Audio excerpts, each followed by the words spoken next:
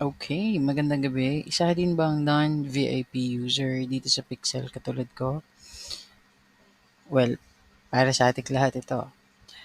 Um, Nagkakaroon kasi tayo ng madaming items na nakukuha as we go along the way dito sa paglalaro ng Pixels, 'di ba? Napupuno na yung storage natin na mayroong 16 slots. So ngayon, ayan. So pumasok tayo sa post office. Nakikita niyo yung box na yan. So yan yung isang extra storage na pwede ninyo makuha. May laman na siya kasi nalagyan ko na nung mga panahon na nauubusan na ako ng storage. So, ginamit ko na siya. So, additional 12 slots yan on top dito sa 16 na meron talaga tayo. Ayan. So, ayan. Ayusin lang natin ng konti yung storage natin. So, transfer natin. So, yan. Libre yan, guys. I-click nyo lang yung box na yan. Wala yung kahit ano. Para sa atin yan. So, additional 12 slots na, di ba? Okay. So, ngayon, meron pang isa na may isa pang lugar kung saan makakakuha tayo ng extra storage nang walang bayad. Ayan. Okay. So, ngayon, pupuntahan natin dito sa right side. Ayan, same street lang din. Ayan, paglagpas mo sa puno, ayan, sa Ministry of Innovation, pupuntahan mo yung si Goose. Ayan.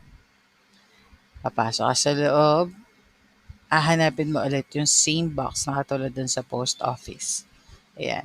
Nandito lang siya sa my right side upper part.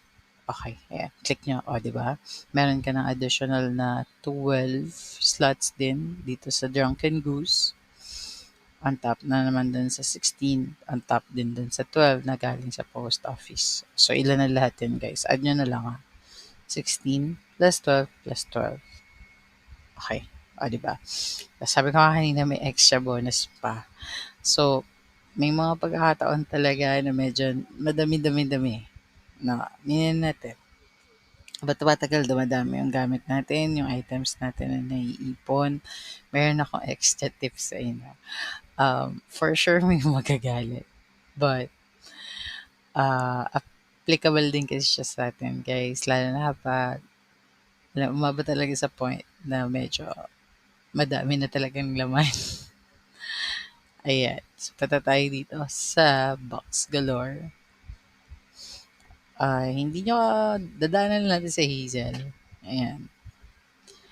Hindi dyan kay Hazel, wait lang, check na natin. Baka meron tayong order na pwedeng gawin. Okay, so wala.